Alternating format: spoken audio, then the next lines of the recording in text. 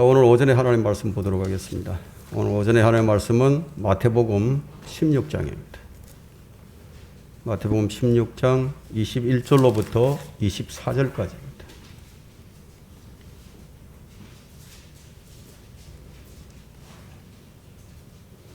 마태복음 16장 21절로부터 24절까지 제가 받들어 읽겠습니다. 그때로부터 예수께서 자기가 예루살렘에 가야 될 것과 장로들과 스님 제사장들과 서기관들로부터 많은 고난을 받아야 될 것과 죽임을 당할 것과 셋째 날에 다시 일으켜질 것을 제자들에게 알려주기 시작하시더라.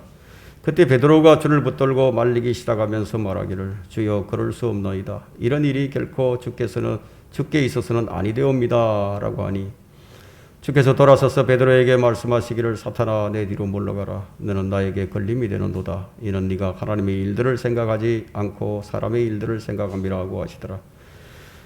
그때 예수께서 제자들에게 말씀하시기를 누구든지 나를 따라오려거든 자기를 부인하고 자기 십자가를 지고 나를 따르라. 누구든지 여기까지만 읽도록 하겠습니다. 네. 오늘 이 설교 제목은 십자가가 없는 사랑입니다. 십자가가 없는 사랑. 우리 그리스도인들에게는 뭐 십자가가 없는 사랑이라 그러면은 참 이해가 잘 안 되겠죠, 그죠?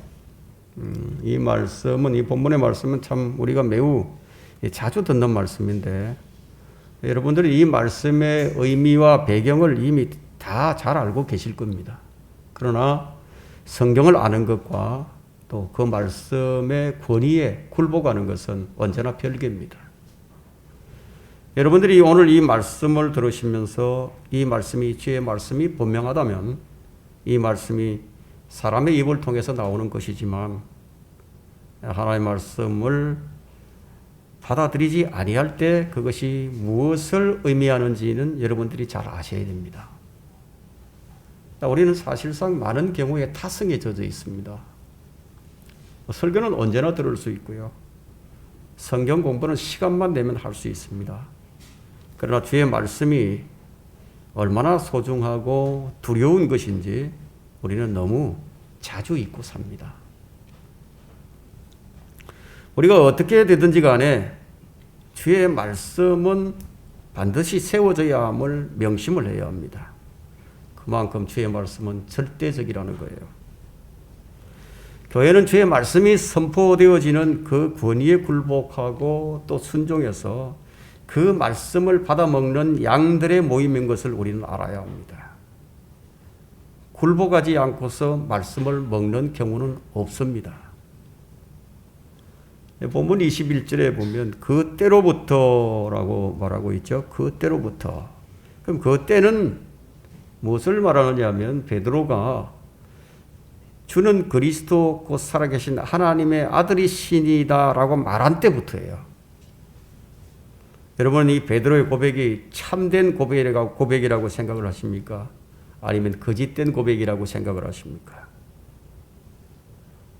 그 고백이 참된 고백이라면 사람들이 믿어야 할 것 아니에요? 근데 사람들이 왜 이것을 믿지 못할까요? 그 이유는요, 사람들은 참된 것에 진리에 관심이 없다는 거예요. 그래서 자기들 좋을 대로 믿는 거예요. 하나의 예를 든다면 무엇을 안 믿는 것은 믿지 못하기 때문이 아니라 마음에 안 들기 때문에 안 믿는 거예요. 여러분 정치판을 보면 압니다. 서로 패거리 정치를 하죠. 상대를 헐뜯고 모함하고 비난합니다. 상대가 옳은 말을 하더라도 최상의 정책을 내어놓더라도 반대를 합니다. 왜냐하면 그들을 적으로 생각하기 때문이에요. 그들이 적으로 생각하기 때문에 무조건 싫어요. 거기서 나오는 건 다 싫어요. 많은 경우에 부모와 자녀들은 부모를 평생 실망을 시키며 삽니다.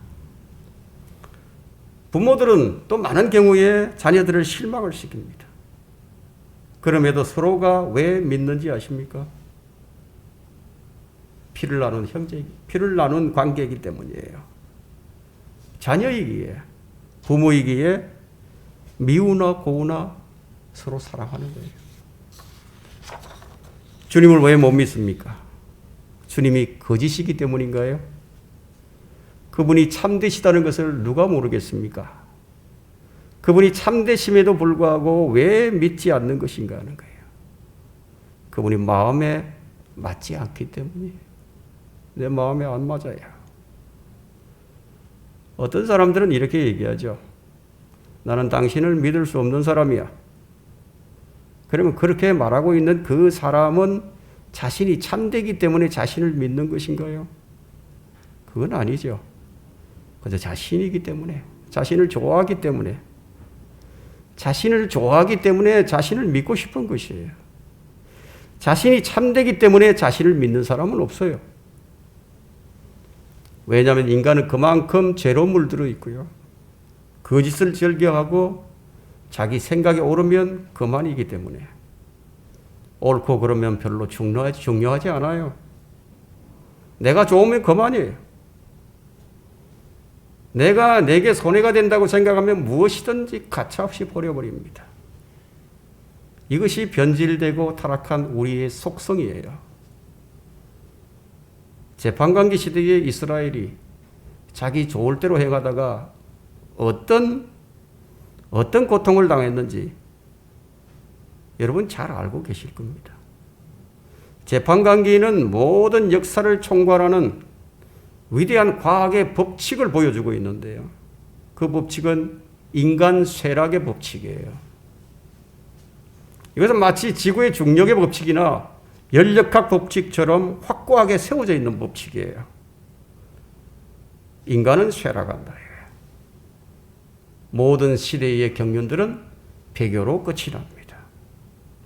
무엇으로 알 수 있는가 하면 성경의 모든 역사서들이 인간 역사의 몰락을 기록해 주는 것으로 보아 분명히 알 수 있습니다. 이 점을 아는 우리는 몰락하는 자들 가운데 한 사람이 되지 않아야 할 것입니다.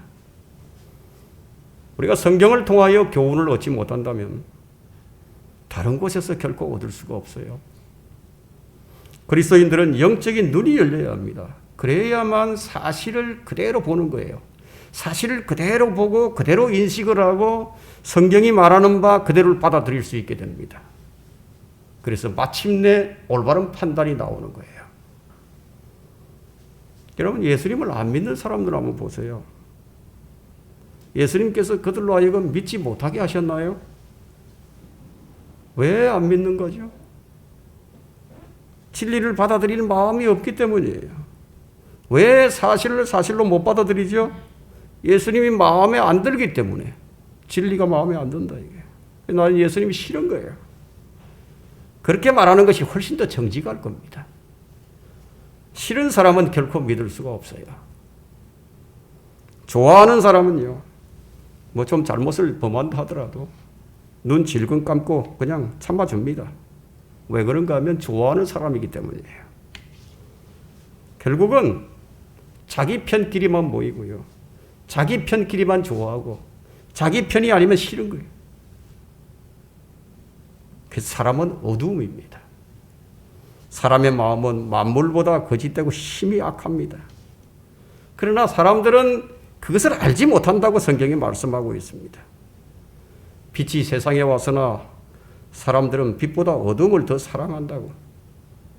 주님은 세상의 빛으로 오셨습니다. 주님은 참된 분이시죠. 그분이 그리스도십니다. 그런데 왜 안 믿는가요? 싫으니까요. 왜 싫을까요? 무턱대고 싫은 것이 아니에요. 무턱대고 싫은 거지. 손해를 보기 때문이에요. 자기 권위가 예수 그리스도에 인하여서 훼손이 될까 봐 두렵죠. 사람의 목표는요, 사람이 세워지는 거예요. 더 잘 되는 거예요. 더 높이 세워지는 거예요.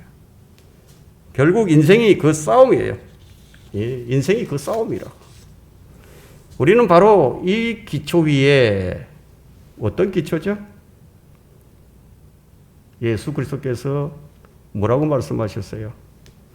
예, 이 반석 위에 나의 교회를 세우리니 예수 그리스도의 기초 위에 영적 진지를 구축을 하고요. 가정을 또 바로 세우고 그 기초 위에 교회를 바로 세우고 예수 그리스도를 증거하는 것이 주된 목적이에요. 이것을 막으려고 하는 영적 악들이 무수히 많죠. 그래서 다양한 방법으로 우리를 공격해 옵니다. 우리는 이런 영적 악들과 혈전을 벌이는 거예요. 우리의 영적 싸움은 보이지 않는 싸움입니다. 피를 흘리는 것이 보이지 않아서 그렇지요. 영적으로 피를 철철 흘리고 있는 거예요. 자, 이런 사실을 모르게 되면 어떻게 되느냐? 영적 패배자로 살게 됩니다. 이런 영적 패배자가 되지 않기 위해서 십자가가 없는 사랑이 무엇인가를 한번 살펴보고자 합니다. 십자가가 없는 사랑, 첫 번째는 십자가의 길을 걷지 못하도록 방해하는 것으로 나타납니다. 어떤 방해죠? 22절이에요.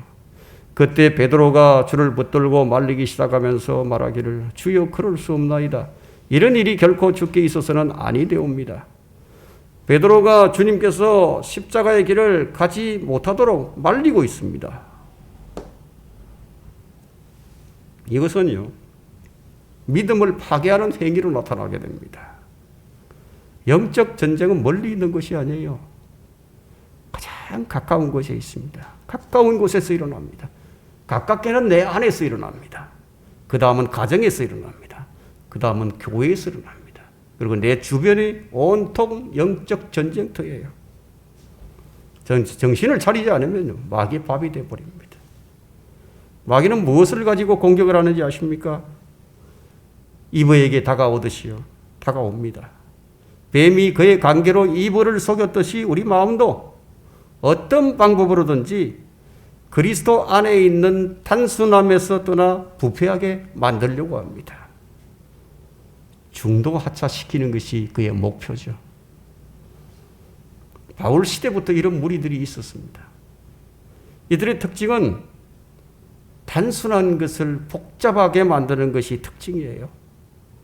단순한 것을 복잡하게 만듭니다. 뱀은 이브에게 어떻게 바람을 불어넣었죠? 의문을 던져주는 것으로 시작이 됩니다.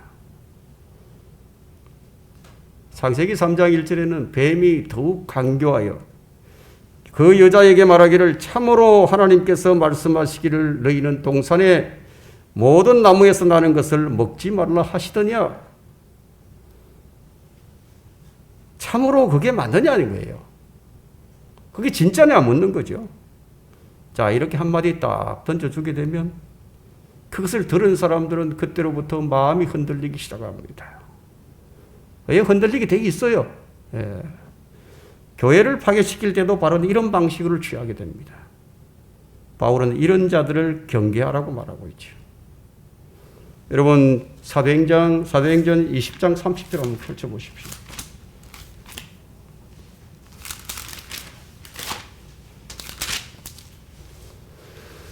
또한 너희 가운데서도 사람들이 일어나서 잘 보셔야 됩니다.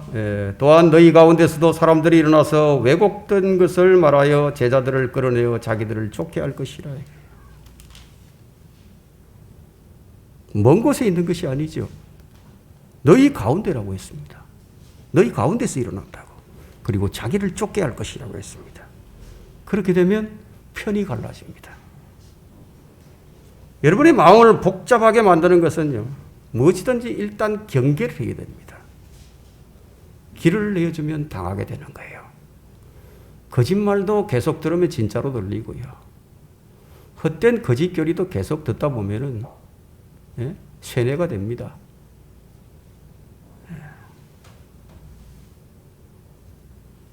그리스도 안은 매우 단순해요. 복잡하지 않아요. 여러분의 생각이 복잡해지기 시작하면 거기에 문제가 생긴 거예요. 오늘날 사람들은 마음이 매우 복잡해져 있습니다. 꼭 교회를 다녀야 하는가? 꼭 교회를 가야 하나? 돈을 내야 하나?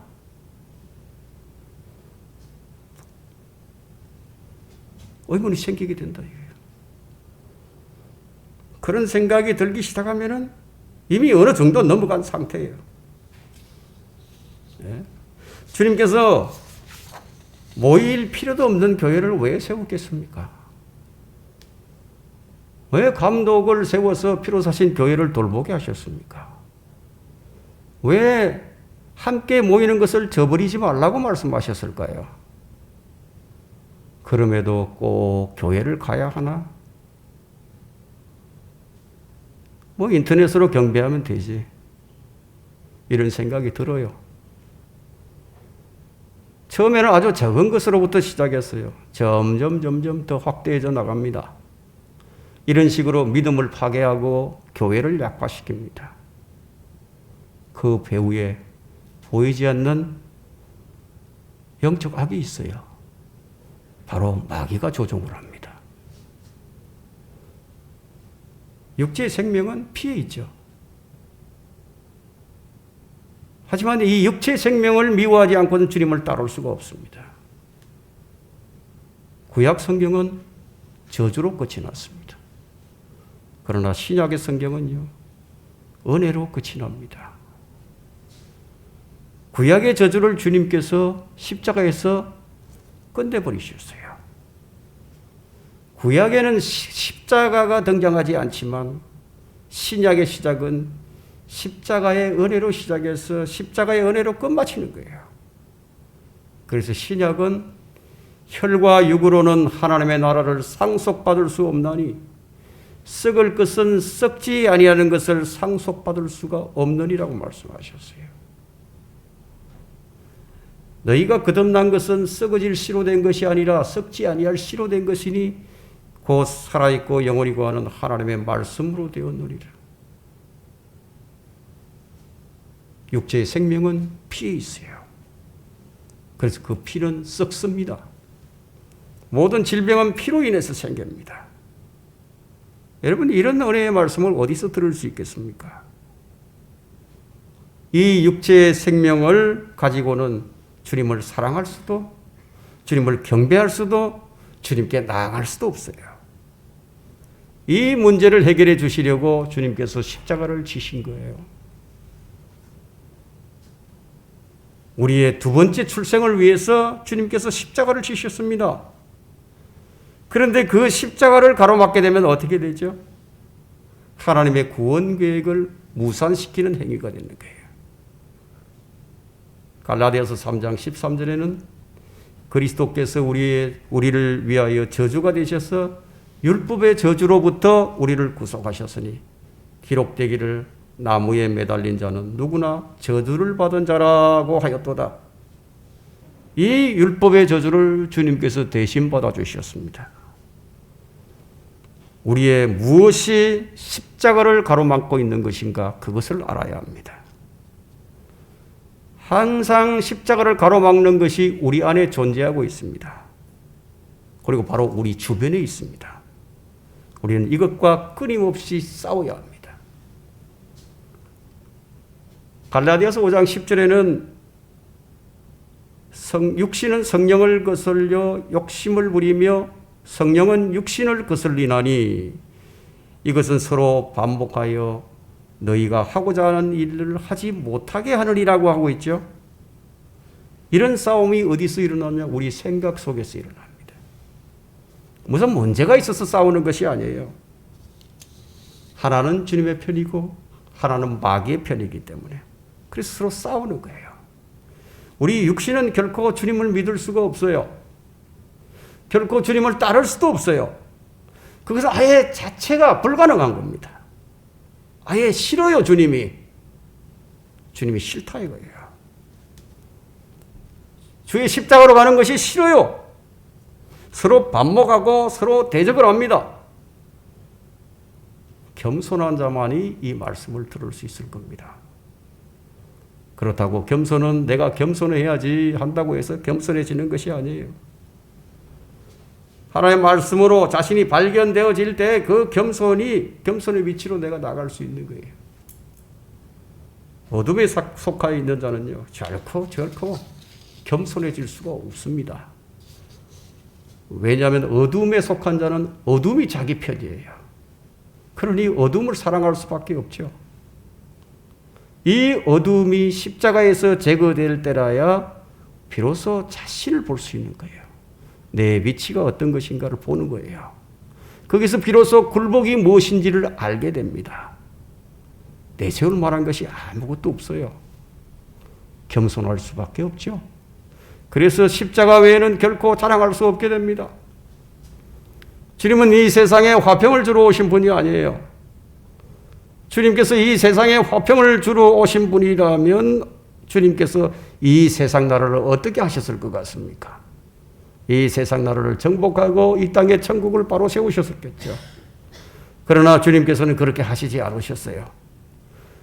그래서 마태복음 10장 34절로부터 보겠습니다. 10장 34절로부터 내가 땅 위에 화평을 주러 온 줄로 생각지 말라. 나는 화평을 주러 온 것이 아니라 칼을 주러 왔노라.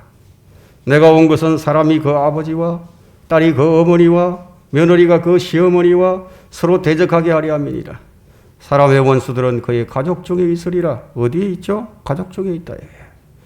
아버지나 어머니를 나보다 더 사랑하는 사람은 나에게 합당치 아니하고 아들이나 딸을 나보다 더 사랑하는 사람도 나에게 합당치 아니하며 또 자기 십자가를 지지 않고 나를 따르는 자도 나에게 합당치 아니하리라. 합당치 않은 자가 나온다. 참 당혹스러운 말씀이죠. 그러나 제게는 너무 익숙한 말씀입니다. 주님을 사랑하고 주님을 따르기 위해서 가정이 뒷전일 뿐만 아니라요. 가정이 희생된다 하더라도 주님을 따릅니다. 주님이 왜 필요하십니까? 여러분의 가정을 위해서 주님이 계신가요? 주님을 위해서 여러분의 가정이 있는 것인가요? 여러분의 가정을 위해서 주님이 계신 것이 아니라 주님을 위해서 여러분의 가정이 있는 거예요. 이런 설교를 들어보셨습니까? 거기까지는 나가질 못해요. 왜냐하면 사람들이 싫어하는 설교니까요. 사람들의 눈치를 보게 되면 이런 설교를 못합니다. 바울은 이런 목사들을 향해서 이렇게 말했습니다. 내가 이제 사람들에게 호감을 사랴? 아니면 하나님께 사랴? 아니면 내가 사람들을 기쁘게 하려 하겠느냐? 내가 아직도 사람을 기쁘게 하려 한다면 나는 그리스도의 종이 아니니라. 그리스도의 종이 아니라. 그리스도의 종이 아니기 때문에 이런 설교를 못합니다. 십자가의 사랑이라면 진리를 사랑할 거예요. 왜냐하면 주님이 진리시기 때문이에요. 부모를 주님보다 더 사랑하는 사람, 자식을 주님보다 더 사랑하는 사람, 이런 사람은 자기 십자가를 지지 않습니다. 이런 사람들은 주님께 합당치 않은 사람이에요. 영적으로 그렇다는 얘기예요. 영적으로. 그러나 육신적으로 볼 때는 부모와 자식이 합당하죠? 남자와 여자가 합당하고요. 혈육들끼리 합당하다. 이것이 부인되지 않은 채 어떻게 주님을 따를 수 있겠습니까? 그렇게 하지 않으면은 하나님의 일을 사람의 일로 바꾸려고 시도하게 될 겁니다. 베드로처럼요. 주님은 계속 영적인 것을 말씀하시는데 사람은 계속 육신적인 것을 말합니다. 그래서 십자가가 없는 사랑을 하게 되는 거예요. 여러분들이 십자가의 사랑을 한다고 생각을 하겠지만 그것이 아닐 수도 있다는 거예요. 왜 십자가 외에 자랑할 것이 없어야 하는지 아십니까? 그곳으로 나갔을 때만이 소중한 것이 무엇인지 알게 되고요. 귀한 것이 무엇인지 알게 되고 소망이 뭔지 알게 되고 이 세상에 지나가는 그림자가 뭔지 알게 되고요. 참된 가치가 무엇인지 알게 되고 거짓없는 사랑이 무엇인지 알게 되기 때문에 십자가를 경험하지 않는 모든 것은 혈육을 부둥켜 안고 살 수밖에 없는 어리석은 위치입니다. 그래서 땅의 것들에 관심을 우선하게 되죠. 이런 우리를 주님은 십자가에서 죽으실 때 아예 우리 자신을 십자가에 못 박아 버리셨어요. 고쳐서 될 일이 아니기 때문이에요. 많은 사람들이 교회를 다닌다고 하지만 이런 원리를 깨닫지 못한 채 사실은 십자가가 없는 사랑을 하고 삽니다. 십자가가 없는 사랑을 하는 사람들은 무엇을 생각하느냐? 빌립보서 3장 18절과 19절의 말씀처럼 내가 자주 너희에게 말하였고 지금도 눈물로 말하지만 많은 사람들이 그리스도의 십자가의 원수들로 행하고 있느니라. 그들의 종말은 파멸이요 그들의 하나님은 자기들의 배요 그들은 땅의 것들을 생각하느니라. 많은 사람들이 땅의 것들만 생각하고 살아갑니다. 생각으로는 주님을 따라야 한다는 것을 잘 압니다. 자기 십자가를 지고 따라가야 하는 것도 잘 압니다. 그러나 실제로는 자기 육신을 따라서 삽니다. 육신을 따라 살면 죽을 것이나 성령을 통하여 몸의 행실을 죽이면 살리라고 말씀하셨는데도 불구하고 그렇게 사는 거예요. 십자가가 없는 사랑은 무엇일까? 두 번째, 십자가가 없는 사랑은 모두 인본주의 사랑일 뿐입니다. 본문 23절에 그때 베드로가 주께서 돌아서서 베드로에게 말씀하시기를 사탄아 내 뒤로 물러가라. 너는 나에게 걸림이 되는도다. 이런 네가 하나님의 일들을 생각하지 않고 사람의 일들을 생각함이라고 하시더라. 하나님의 일들을 생각하지 않고 사람의 일들을 생각한다는 거예요.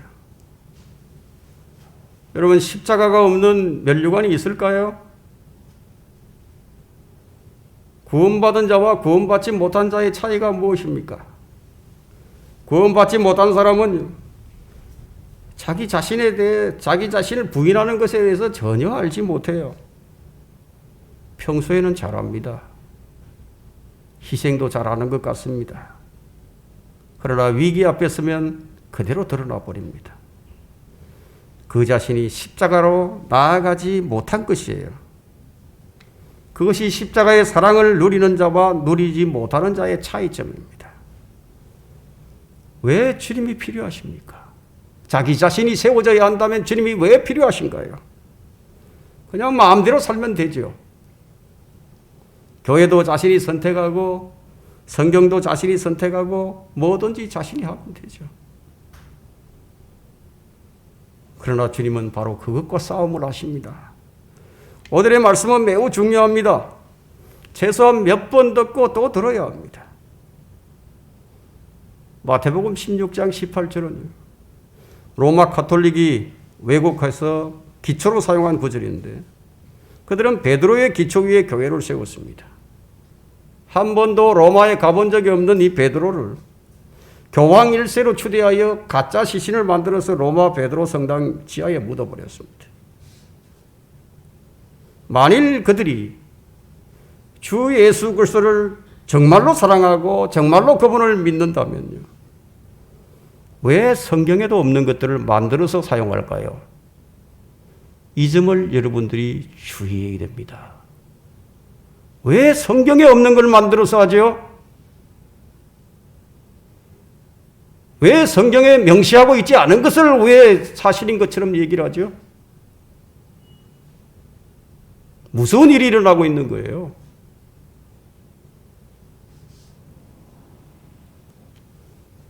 그들이 사용하는 용어들을 한번 보십시오. 가톨릭에만 국한된 것이 아니에요.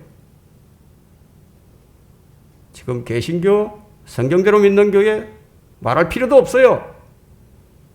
성경에 없는 것을 있는 것처럼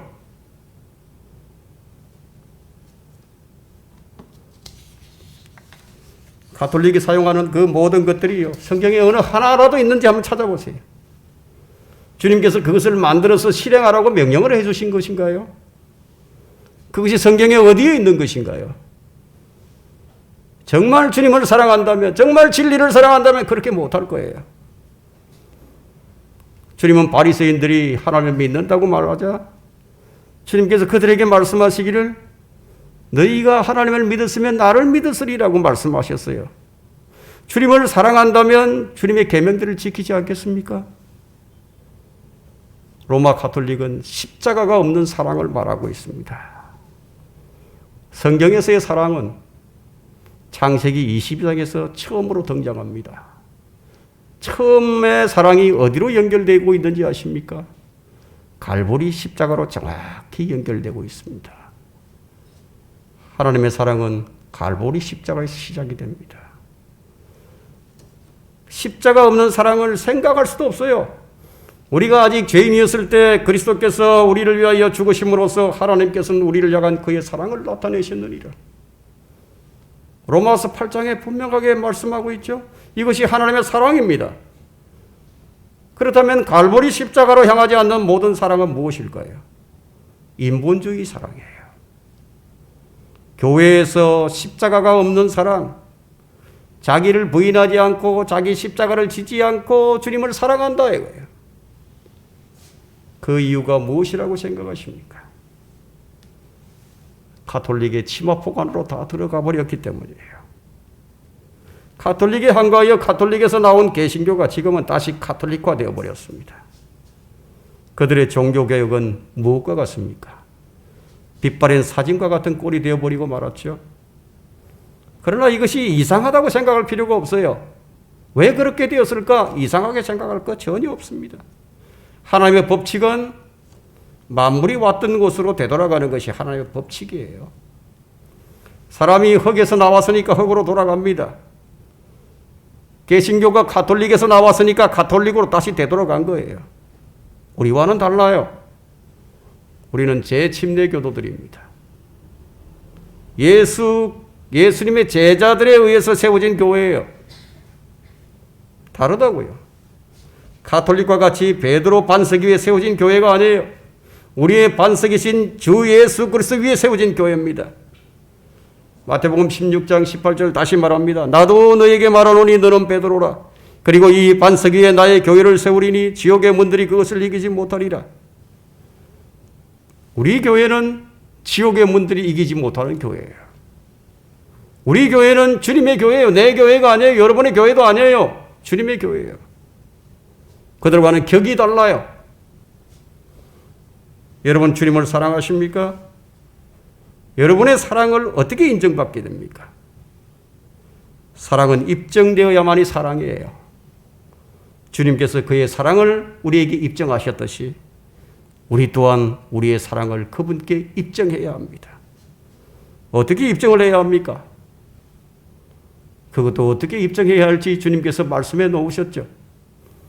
요한복음 14장 21절에 23절에 성경 곳곳에 사랑이 무엇인지 입증해 놓으셨습니다. 나의 계명들을 가지고 그것들을 지키는 사람은 나를 사랑하는 사람이니 나를 사랑하는 사람은 나의 아버지께 사랑을 받으리라. 또 나도 그를 사랑하여 나 자신을 그 사람에게 나타내리라. 우리의 사랑은요, 주님이 나를 통해 나타나실 때 입증이 되는 거예요. 나를 통해서 주님이 나타나실 때, 그때 비로소 입증이 된다 이거예요. 우리가 먼저 주님을 사랑했습니까? 아니면 주님이 먼저 우리를 사랑하셨습니까? 주님이 먼저 우리를 사랑하셨어요. 우리는 사랑할 생각조차 하지도 않았습니다. 상상조차도 하지 않았습니다. 왜 우리는 주님을 사랑합니까? 주님께서 우리에게 먹을 것을 주셨기 때문인가요? 아니면 많은 재물을 가질 수 있도록 해주신 것인가요? 그리스도의 사랑이 어디로부터 시작이 되었습니까? 바로 갈보리 십자가예요. 그런데 오늘날 교회들은 해외로 나가서 선교 현장에서 먹을 것을 주는 것이 그분의 사랑이라고 생각을 합니다. 의료 봉사, 구제 이런 것들이 그분의 사랑이라고 생각합니다. 그러나 그런 사랑은 인본적인 사랑이에요. 십자가의 사랑이 아닌 것이에요. 성경은 내가 내 모든 소유를 주어 가난한 사람들을 먹이고 내 몸을 불사르게 내어준다 해도 사랑이 없으면 내게 아무 유익이 없느니라. 이것이 성경 말씀입니다. 자기가 가진 재산을 다 팔아서 가난한 사람을 구제할 뿐만 아니라 자기 몸을 다 닳도록, 다 망가지도록 봉사를 한다고 해도 그것이 사랑이 아니라고 하는데, 그러면 진정한 사랑이 무엇이란 말인가요? 여러분, 진정한 사랑은 고린도전서 13장에 가보면 알 수 있죠.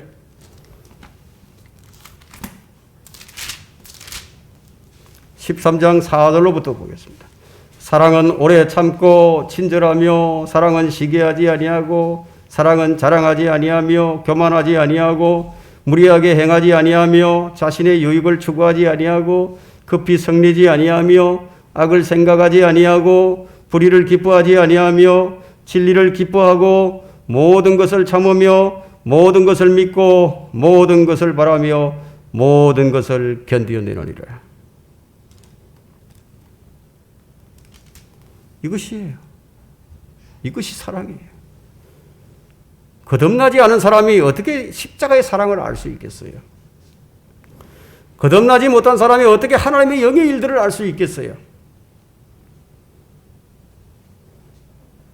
그들은 거듭나지 않았기 때문에 그렇게 하는 거예요. 혈과 육의 사랑은 하나님의 나라를 상속받을 수가 없는 사랑입니다. 주님의 사랑은 먼저 그분이 우리의 죄들을 위해서 친히 저주가 되셔서 죽으신 사랑입니다. 우리가 그 사랑을 모르고 사랑할 수 있다고 생각하십니까? 우리가 형제나 자매를 사랑할 수 있다면 주님께 빚진 것만을 가지고 사랑할 수가 있는 거예요. 우리는 주님께 사랑의 빚을 졌습니다. 이것을 쉽게 얘기하면 내가 마땅히 멸망당해야 할 자였고, 내가 어떤 죄인인 것을 아는 자만이 형제의 사랑을 할 수 있다는 겁니다. 이것을 모르는 사랑은 인본주의 사랑이에요. 말하자면 주 예수 그리스도께서 십자가를 지신 그 십자가의 사랑을 아는 자만이 사랑할 수 있다는 거예요. 그것이 아니라면 자기가 인정받기 위해 자기를 중심에 둔 행위의 사랑입니다. 우리는 사람들을 십자가의 사랑으로 결집하는 그곳으로 데리고 가야 합니다. 이것이 주님께서 우리에게 명하신 사랑의 명령입니다. 내가 너희를 사랑한 것 같이 너희도 서로 사랑하라. 그래서 십자가를 통하지 않는 사랑은 모두가 거짓된 사랑입니다. 조작된 사랑이에요. 그림자 같은 사랑입니다. 사람의 순수는 바꿀 수는 있어도 하나님의 순수는 바꿀 수가 없어요. 그분이 정하신 사랑의 순서가 십자가로부터 시작이 된다. 십자가가 없는 사랑은 세 번째, 책망을 받게 됩니다. 22절에 주께서 돌아서서 베드로에게 말씀하시기를 사탄아 내 뒤로 물러가라. 23절이죠. 너는 나에게 걸림이 되는도다. 이는 네가 하나님의 일들을 생각하지 않고 사람의 일들을 생각하느니라. 사탄아 내 뒤로 물러가라. 너는 나에게 걸림이 되는도다. 상은 누가 받는가요? 이기는 사람이 받습니다. 운동장에서 경주를 하는 사람이 뛰지 않고 메달을 받기 원합니까? 그런 사람은 없겠죠. 가만히 앉아서 가능한 일인가요? 뛰지 않고 있다 이거요. 믿음의 실행이 없는 사람이다 이거요. 그러면은 상에 대해서도 관심이 없는 사람이겠죠. 성도가 믿음의 경주를 하지 않는다면 그런 면류관에 대해서 관심이 없는 사람이에요. 주님을 진정으로 사랑하는 것이 아니에요. 지금이 아주 좋아요. 네, 지금 좋다고요. 상이고 뭐고 다 필요가 없어요. 지금이 그냥 좋은 거예요. 그것이 그리스도의 사랑을 받은 자가 맞는 것인가요? 지금 이 온 세상에는 거짓 사랑이 넘쳐납니다. 구원해 주신 것만으로도 황송한데 감히 어떻게 상까지 바라보겠느냐. 정말 겸손한 것처럼 보이죠? 그러면 상을 주시겠다고 말씀하신 주님은 뭐가 됩니까? 쓸데없는 약속을 하신 것인가요? 교회든 가정이든 남녀간이든 부모 자식간이든 아무리 참된 것 같고 아무리 희생하는 것 같고 아무리 영적인 것 같아도 십자가를 통하지 않는 사랑은 거짓이에요. 한시적인 것이에요. 허공을 치는 것입니다. 왜 십자가가 제시되어야만 하는지 아십니까? 십자가 앞에서 사람의 일과 하나님의 일이 나누어지기 때문이에요. 주님께서 십자가를 말씀하시자 베드로는 주여 결코 그리하여서는 아니 된다며 막고 나서자 주님께서 베드로에게 하신 말씀이 무엇입니까? 주께서 베드로에게 말씀하시기를 사탄아 내 뒤로 물러가라. 이는 네가 하나님의 일들을 생각지 않고 사람의 일들을 생각함이라. 십자가를 가로막으려던 베드로는 졸지에 사탄이 되어버렸습니다. 하나님의 일들을 가로막는 것은 그가 무엇이 되어도 사탄의 일이에요. 하나님의 일은 주 예수 그리스도를 믿는 것입니다. 진리를 가로막는 자들에게 내려진 심판은 바울이 말하기를 차라리 그들이 베어져 버리기를 원한다고 말했습니다. 그들은 진리를 찾는 자들을 붙잡아서 어떻게 만들죠? 파멸시켜버립니다. 주님은 그들에게 화 있으리라고 경고하셨습니다. 마태복음 23장 15절에서 위선자인 서기관들과 바리새인들아 너희에게 화 있으리라. 이는 너희가 한 사람의 계종자를 얻으려고 바다와 육지를 두루 다니다가 얻고 나면 그를 너희보다 2배나 더 악한 지옥의 자식으로 만들기 때문이라. 누가 이렇게 하고 있습니까?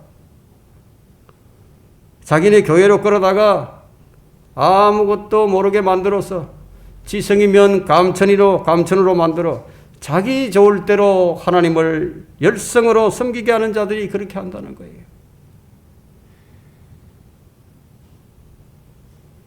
어떤 목사가 이런 얘기를 하는 얘기를 잠깐 들었습니다. 어젯밤에 설교를 들었는데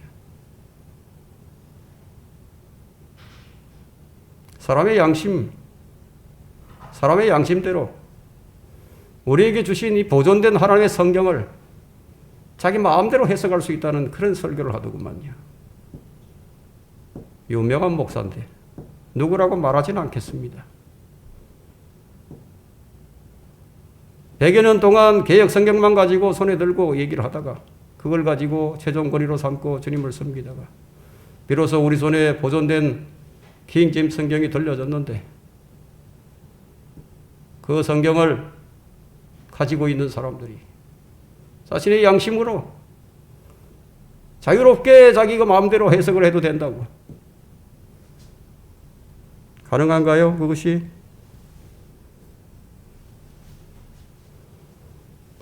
십자가는 하나님의 독생자가 죽고 주와 그리스도가 되신 현장입니다.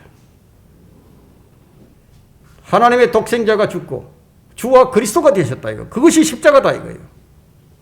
왜 이 십자가가 우리 설교의 주제가 되어야 하는 것인가? 주님의 사랑은요 병을 치유하는 것이 아니에요. 주님의 사랑은 굶주린 사람의 배를 불려주는 것도 아니에요.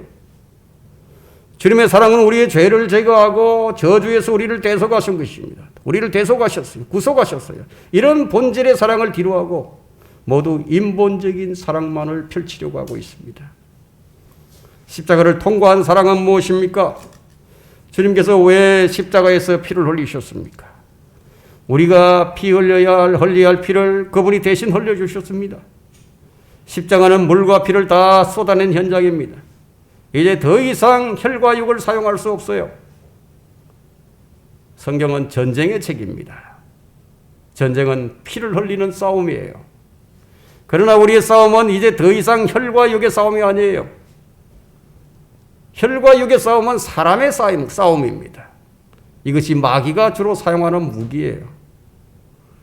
우리의 싸움은 혈과 육에 대항하는 것이 아니요 정사들과 권세들과 이 세상의 어둠의 주권자들과 높은 곳들에 있는 영적 악에 대항하는 것이기 때문이죠. 우리의 싸움은 영적이에요. 그런데 왜 여러분들은 이 싸움에서 역행을 하려고 하고 있죠? 왜 이 싸움에서 역행을 하려고 하느냐 이거예요. 십자가를 지지 않고 주님을 따르려고 하니까. 24절에 누구든지 나를 따라오려거든 십자가를 지고 나를 따르라. 십자가를 지고 나를 따르라. 이 말씀이 제시되고 난 다음에 27절에 보면요. 이제 인자가 자기 아버지의 영광으로 자기 천사들과 함께 오리니 그때 그가 각자에게 그들의 행한 대로 상을 주실 것이라. 여러분 24절과 27절의 순서를 바꿀 수 있나요? 바꿀 수 없어요. 상 받기를 원한다면 십자가를 지고 따라가고 무엇을 부인해야 합니까? 자기를 부인해야죠. 그럼 사람의 일을 부인하라 이거예요. 주님은 베드로에게 너는 사람의 일들을 생각한다고 하셨습니다. 그런데 사람의 일들을 부인하기는커녕 거기에 총력을 기울입니다.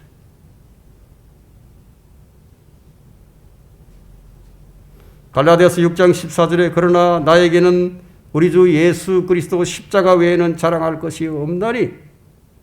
여러분 갈라디아서 4장 29절과 30절 한번 보겠습니다.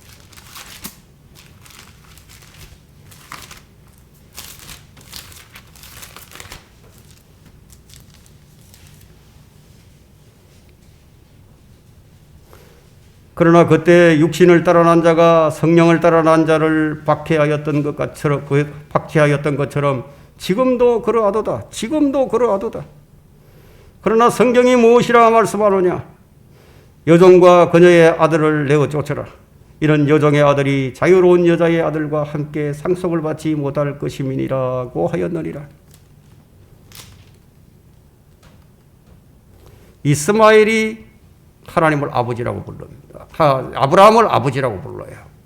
이스마엘이요. 이삭도 아브라함을 아버지라고 부릅니다. 지금 교회들 한번 보십시오. 구원받은 사람이나 구원받지 못한 사람이나 개나 소나 다 하나님을 아버지라고 부르죠. 그들이 하나님이 그렇게 부르기만 하면 그들이 하나님이 되는 것인가요? 그렇다면 주님께서 왜 성령으로 다시 태어나야 한다고 말씀하셨습니까? 주님께서 해도 그만 안 해도 되는 그런 말씀만을 하시는 분이신가요? 주님의 엄중한 말씀은 마태복음 7장 23절에서 그때 내가 분명히 말하되 나는 너희를 전혀 알지 못하니 너희 불법을 행하는 자들아 내게서 떠나가라고 하리라. 주님께서 이렇게 성경에 기록해 주셨는데도 불구하고 그들은 전혀 개의치 않습니다. 그러나 한 집에 거할 수가 없어요. 하나는 육신이고요. 즉 혈과 육으로 난 아들이 있고 하나는 약속의 아들입니다. 아브라함이 육신의 힘이 끝났을 때 하나님께서 하신 일이에요. 약속의 아들. 아브라함의 할례는 혈과 육을 끊는 것을 상징하죠. 더 이상 혈과 육을 사용할 수 없는 과정을 통과한 다음에 그때 이삭을 낳았습니다. 자기 힘을 사용해서 낳은 아들이 이스마엘이에요. 그 아들을 내어 쫓으라고. 여러분은 어떻습니까? 이런 설교도 많이 들었어요. 교회의 기능은 선포되어지는 말씀에 아멘으로 화답을 하고요. 그 말씀에 굴복하고 순종이 되어야 합니다. 육신의 아들을 내어 쫓으라고. 지금도 그러합니다. 최초의 가정은 변질되어 버렸습니다. 이분은 아담의 권위를 무시하고 아담을 이끌었습니다. 남자가 여자를 이끌어야 되는데 여자가 남자를 이끌었어요. 첫 번째 태어난 자가 동생을 죽였습니다. 첫 번째 가정은 모범적인 가정이 아니었어요. 이 가정은 바뀌어야 합니다. 왜냐하면 이 가정은 혈과 육으로 구성된 가정이기 때문에 가정이 회복되려면 혈과 육이 제거되지 않으면 불가능합니다. 우리의 가정은 어떤 가정이 되어야 하는 거예요? 주님이 허락하신 참된 가정은 무엇입니까? 혈과 육이 제시되지 않는 가운데 혈과 육이 제거되지 않는 가정에서는요, 절대로 주님께서 가장이 되실 수가 없어요. 주님이 주인이시고 주님이 머리시고 주님이 아버지가 되시는 참된 가정은 주님께서 원하시는 가정이에요. 주님은 자신이 원하시는 가정을 세우시려고 창세기 12장 1절에서 분리시키셨습니다. 아브라함을.